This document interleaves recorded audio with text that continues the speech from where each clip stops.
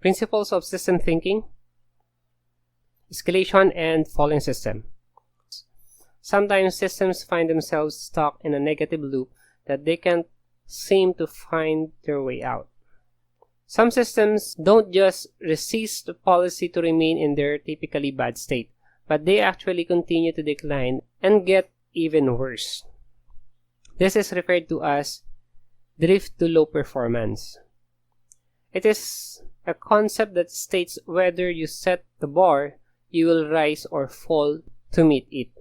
Have you ever set a goal to lose weight, but in the back of your mind, you were already convinced that you could not? You probably found yourself gaining weight even though you tried to follow a diet, or perhaps you started a few exercise routine expecting that it would only last a few weeks before you could no longer continue it. Maybe you work in a restaurant or a store which continuously showed a decline in the quality of customer service, or you were a part of business that constantly performed poorly in the stock market as the price of share continues to drop. These are all examples of systems operating in a state of decline. The actors in each of our example has a goal for the system, which is the desired outcome that gets compared to the state the system is currently in. If there is a gap between where the system is and the goal of where it should be, corrective action gets taken. This is a normal balancing feedback loop that typically maintains a system's performance at the desired level. However, in the case of our examples, there is a difference between how the system is actually performing and the perception of how the system is performing. Human nature tends to believe negative news more than positive ones. Often, the most positive results are explained away as being flukes, while the more negative results get embedded in our memories. This makes us perceive things as being worse than they actually are. Ultimately, the goal and standards a system has set for itself begin to decline based on the negative perception. Often, the actors in the system will respond by saying things like, "We did as well as could be expected given the circumstances." When this happens, everyone else is struggling. Excuses begin to be made, resulting to self-fulfilling prophecy. The balancing feedback loop that is supposed to keep the system steady as it performs at a satisfactory level begins to get overpowered by a negative reinforcing feedback loop. This is how the system erodes quicker because of false notions. The lower the perception of a system performance, the lower the goal and the expectation of how the system is capable of performing drops. Since the gap between perception and expectation is narrowing, there will naturally be less corrective actions taken. When less corrective action is taken, the actual performance of the system decreases. If the negative loop continues unbroken, the system will enter the state of perpetual decline. The drifting towards lower performance and the erosion of goals happens gradually, so it doesn't set off alarms that corrective action is needed right away. As the performance slowly declines, the memory of better times and the belief that they can be achieved again is erased. The result is lower expectation, less effort, and worse performance. So how to fix it? There are two ways to combat the erosion of goals and expectation.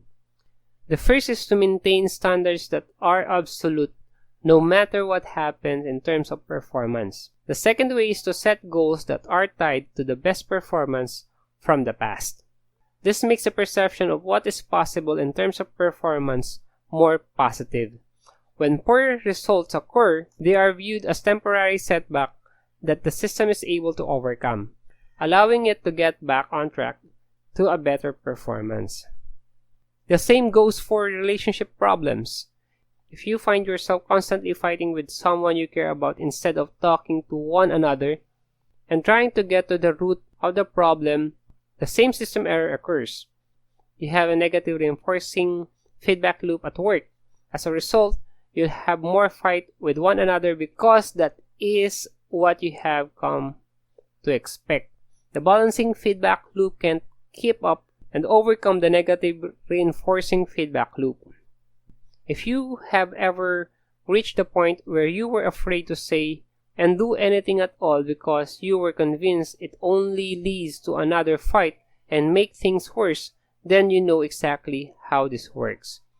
Once we realize that we both were trying to solve the problem in our own way, cooler head prevails. When we allow our standards to be impacted by our past performance and negative perception of it, we are setting our system up for failure as we allow them to drift towards the low performance and take our goals and expectations right along with them. In order to combat this, we need to keep our standards firm despite dips in performance and expect that we will rise to meet them. If we do this, we will flip the script and start drifting towards better performance. Escalation. Merriam-Webster defines escalation as the increase in extent, volume, number, amount, intensity, or scope. It can be as simple as kids saying, "You hit me, so I'll hit you back harder." In terms of system, escalation is a reinforcing loop that is created when actors try to compete to get ahead of one another. Escalation can be a good thing when it is connected to achieving a positive goal, like for example advancement in technology or finding a cure in cancer.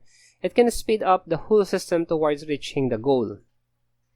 Unfortunately, escalation can also be a bad thing. If escalation erodes relationship within the system and gives birth to hatred, it can ultimately slow a system down and impedes its ability to achieve its goals.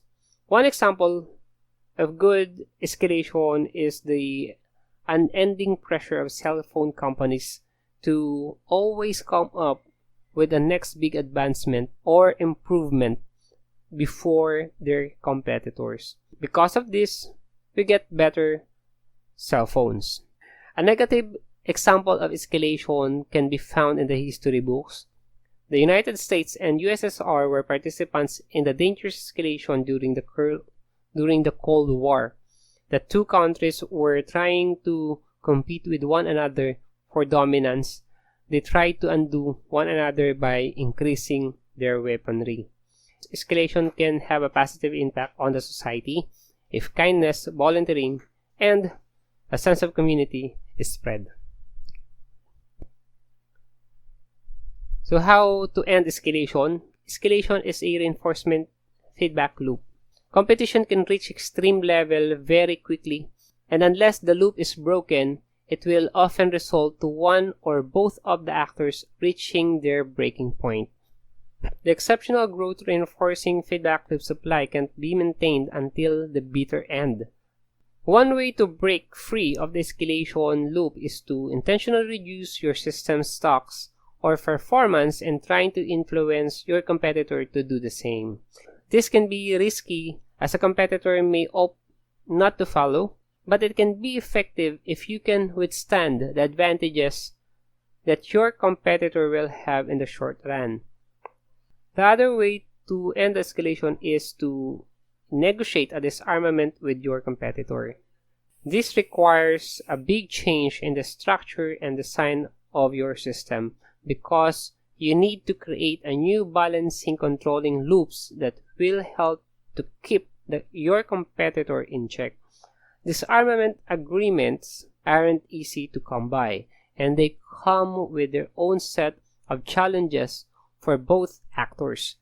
But in the long run, they are definitely better than being stuck in the escalation loop. The escalation loop will either drive the system forward and get it closer to achieving its goal, or cause negative and result in impeding the system's progress. It is impossible to maintain an escalating exceptional growth forever, and if the loop isn't broken, it will likely end with one of or both of the actors reach their breaking point. The best way out of this trap is not to step into it in the first place. But if you find yourself caught in the escalating system, you can take yourself out of the competition by unilaterally disarming and breaking the reinforcing loop, or by negotiating a new system.